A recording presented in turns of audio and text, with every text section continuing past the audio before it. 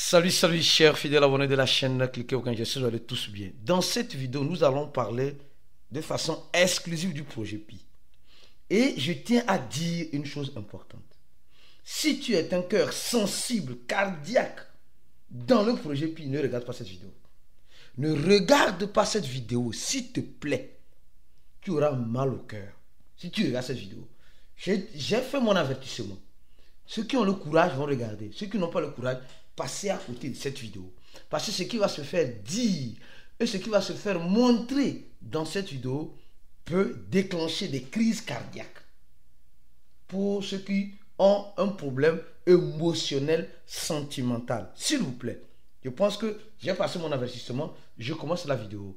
Alors, aujourd'hui, la citation du jour nous dit ceci.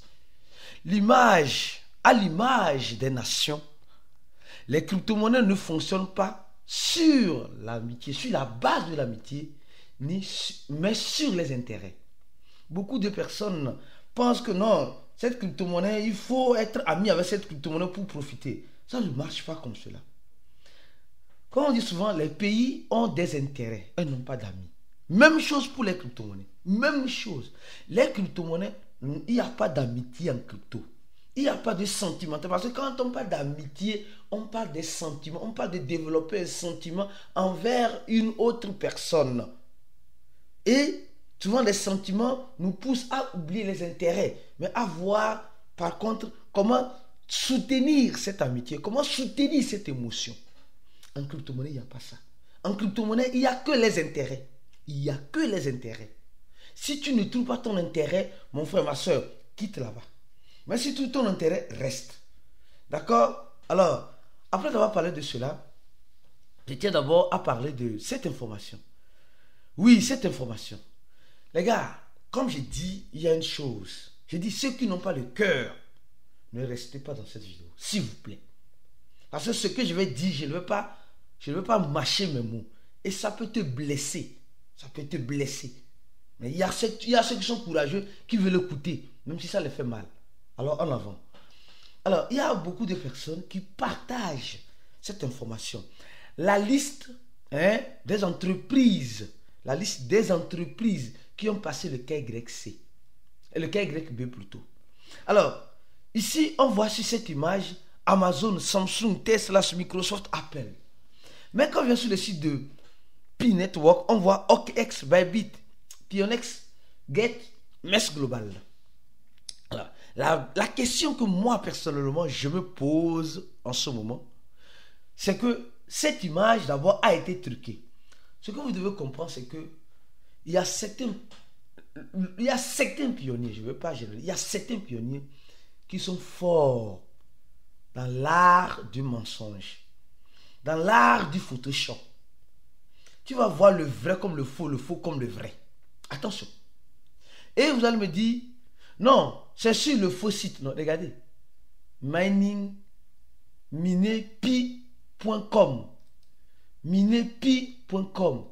Ce n'est pas un faux site. C'est juste du Photoshop qui a été fait. Il faut reconnaître que ça a été bien fait. Parce que quand tu vois le fond appliqué, et de la manière dont elle a été appliquée ici aussi, il faut savoir qu'elle a été bien faite. Elle est facile pour certaines personnes, mais en tout cas, il faut reconnaître que Pi a promis aux pionniers la liste des entreprises. Et puis maintenant, la Cortine vient nous parler des entreprises qui sont les échangeurs centralisés. Je suis en train de déduire qu'il y a un jeu de mots dans la communication de l'équipe de Pi. Je dis bien, un jeu de mots.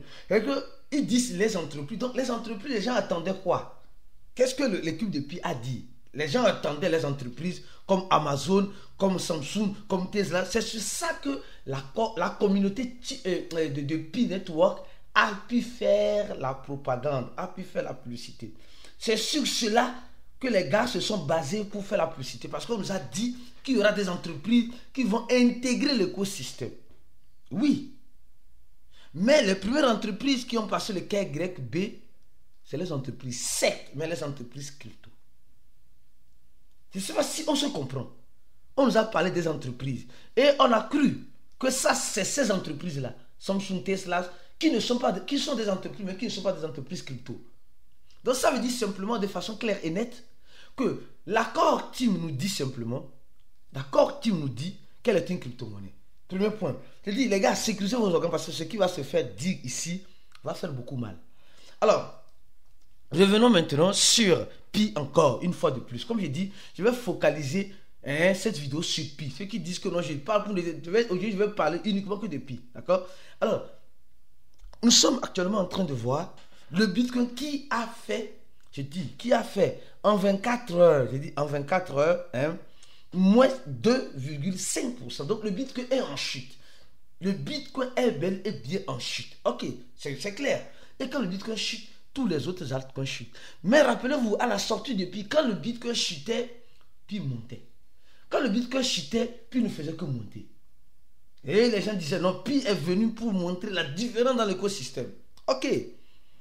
Moi, je n'étais pas pressé. Je savais clair et net que Pi allait venir faire comme les autres cryptos. Parce que la communication de l'accord team a été aussi claire. De la manière dont le projet team va fonctionner. Mais comme les gens ne savent pas, les gens ne veulent pas lire, les gens veulent t'en tenir simplement au dire. Alors, on dit représentation, garantie et risque. Article 5, je reviens encore à cet article parce que beaucoup n'ont pas compris. On dit, vous comprenez. Attends, ici, je crois bien, ici, non, je vais sauter rapidement. On dit, vous comprenez aussi reconnaître et accepter que le coût de la transaction relative à cette technologie a-t-elle etc.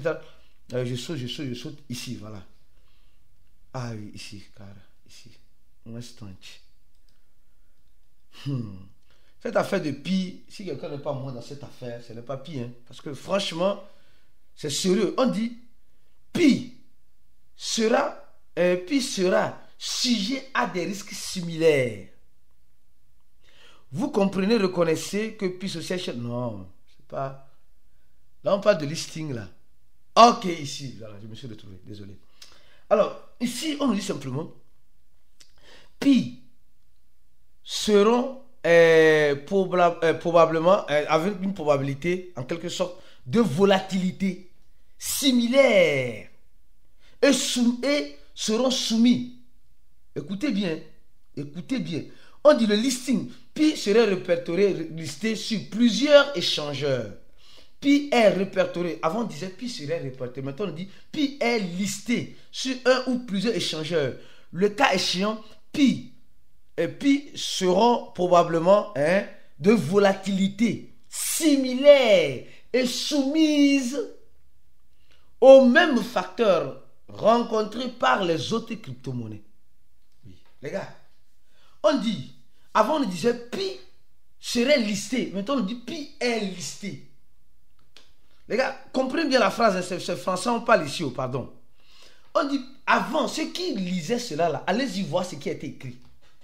Avant, qu'est-ce qui a été écrit? Avant, on nous disait simplement que Pi, je vous lis très bien. Avant, on nous disait simplement que Pi sera opérationnel ou Pi sera côté bourse. Pi serait listé. Avant, on nous parlait du futur. Maintenant, on nous parle du présent. Donc, ceux qui attendent toujours les échevés, l'équipe de Pi nous parle maintenant du présent. Prenez le texte qui a été écrit avant. Moi, j'ai les preuves de ça. J'ai toutes les preuves. Si vous voulez, je vous balance ça dans le groupe. Demandez seulement les preuves de ce qui a été écrit avant et ce qui est écrit maintenant. Avant, on nous disait simplement ceci. Pi sera côté bourse. Et Pi sera. Maintenant, on dit Pi est répertorié sur un ou plusieurs échangeurs. Le cas échéant, Pi. Au cas échéant, Pi.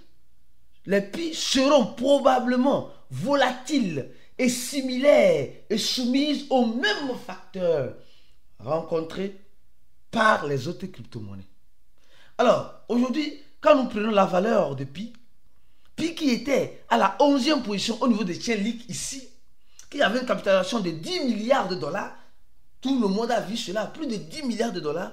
Aujourd'hui, Pi redescend jusqu'à la position 23. Et quand le Bitcoin a fait 2,5%, Pi a fait moins 23%. Moins 23%. Et je vais encore dans ce sens-là. Les gars, je sais que cette vidéo va te choquer. Tu vas dire non, oui, tu n'es pas obligé de rester jusqu'à la fin de la vidéo. Si ça te choque, quitte rapidement la vidéo. Seuls les dieux, je dis, resteront jusqu'à la fin et comprendront. Et je vous montrerai, ceux qui resteront jusqu'à la fin, je vous montrerai quelque chose qui semble faire réfléchir dans l'écosystème de Pi. Alors, Pi a été lancé à $1, revenu à 0,6, reparti à $3, actuellement à moins de $1. Ok, vous allez me dire, Aristide, où est le problème? Le problème, c'est que Pi est similaire aux autres crypto-monnaies. Donc, elle va souffrir de la volatilité. Et Pi est en train de perdre en market cap. Et ça, là, c'est grave. La capitalisation de Pi est en train de descendre. Alors, qu'est-ce qui avait fait monter la capitalisation de Pi? Pi qui était à 10 milliards, j'ai dit à plus de 10 milliards de dollars, où il se retrouve à 6 milliards. À 6 milliards en quelques semaines. Et au même moment, je ne dis pas que Pi ne peut pas remonter. Pi peut repartir à tout moment. Pi peut repartir à tout moment. Parce que Pi est une crypto-monnaie. Et comme eux-mêmes l'ont dit ici, similaire et soumise aux mêmes facteurs. On peut voir Pi aujourd'hui à $1, à moins d'$1, et demain le voir à $5. C'est possible. C'est possible parce qu'elle est soumise aux autres facteurs. Alors, je continue ma vidéo en ce sens en vous disant ceci encore une fois de plus. On nous dit le langage qui était dit à la sortie du Pi, d'abord à la sortie du Pi ici, ce n'est pas le vrai Pi. Écoutez l'histoire, ce n'est pas le vrai Pi. Après, c'est devenu le vrai Pi. Parce que les dépôts ont été habilités, les retours ont été habilités sur les échangeurs qui ont passé le KYB. Les gens ont cru effectivement que c'est le Pi. Ok, il n'y a pas de problème. Les gens commençaient par envoyer recevoir le Pi. Après, on nous fait savoir. Après, on nous fait encore savoir que, de façon systématique, oui, Pi va partir au-delà de $314 000. Mais pour cela, il faut que la communauté achète des Pi. Alors, les gens ont commencé par acheter les Pi à $1, à $2, à jusqu'à voir presque $3. Et ce qui était probablement fait pour partir, pour monter, était en train de monter. Parce que beaucoup de personnes achetaient les Pi. Beaucoup de pionniers se décidaient d'acheter les Pi parce qu'ils ont l'émotion. Les gens sont restés sentimentalistes. Avec Pi, comme je dis, les gars, en crypto-monnaie, il n'y a pas de sentiment. S'il vous plaît. Il n'y a pas de sentiment. Alors, les gens sont restés sentimentalistes. On vous dit, achetez, achetez, achetez. Au même moment, je disais à certaines personnes, oui, je vais vous dire ça clairement. Je dis à certaines personnes, les gars, achetez, mais en DCA. Mais pourquoi ceux qui sont dans notre groupe VIP, ceux qui ont cliqué sur le premier lien, rempli ce formulaire, je veux poser la question dans le groupe. On a fait plusieurs conférences. Là-bas, dans le groupe, là-bas, je dis tout, sans tabou. Pourquoi acheter quelque chose que tu peux avoir gratuitement? Oui, les gens disent le taux du minage depuis maintenant est difficile. Oui. Mais tu l'auras. Tu auras une quantité gratuite.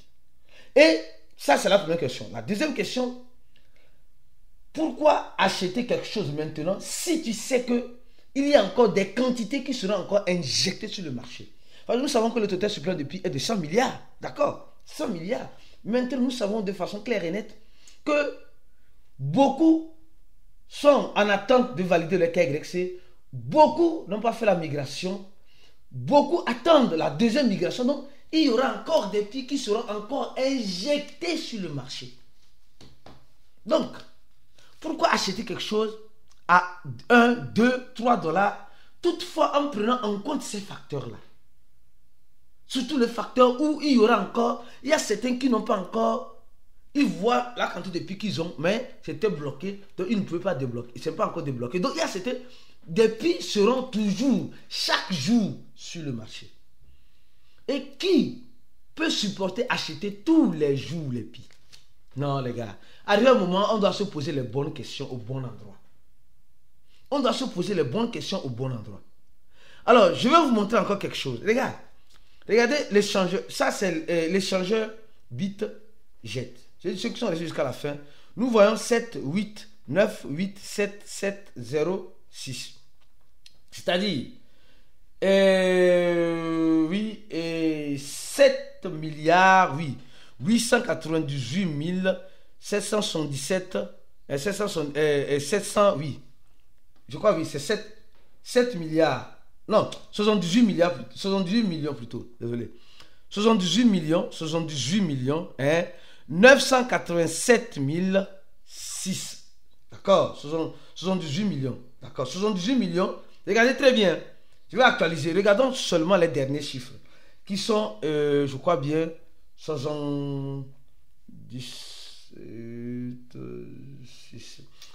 000. Regardez ici seulement.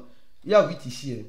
7 706. D'accord? Ça, c'est le wallet de Pi de l'échangeur Bitget. Je vais actualiser, vous allez voir. Si les Pi sortent ou les Pi rentrent. Regardez très bien. Regardez très bien.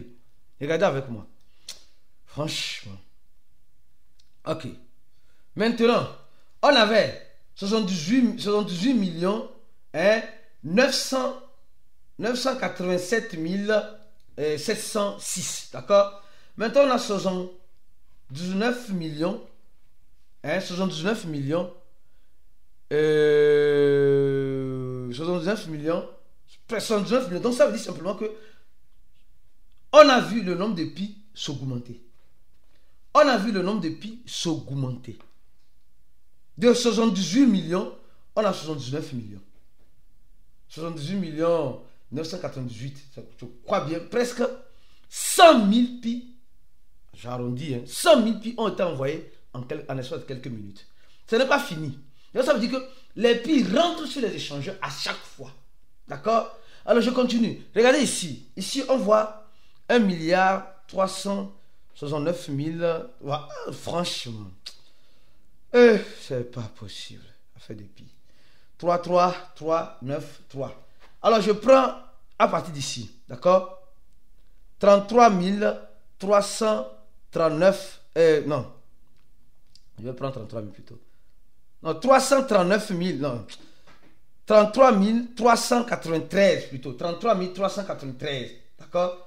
33 393. Je vais que vous allez voir. Avant ça, il y avait 9. Il y avait 9. Devant. Tu as vu, non? Tu vas voir. Si les pi rentrent ou les pi sortent. Ok. 33 000. Maintenant, de 33 000, on est à 75 000. 75 143. De 33 000, on est à 75 000. Donc, en l'espace de quelques minutes, d'accord, on a vu plus de 40 000 pi qui ont été envoyés. Or, quand je vous donne juste exemple, 40 000 pi, ça fait combien? Vous allez voir combien sont en train d'être envoyés. 40 000 pi. 40 000 pi, vous voyez ce que ça donne, non? En espace quelques minutes, vous voyez ce que ça donne ici. Vous voyez ce que ça donne? 36 000, plus de 36 000 $ en quelques minutes.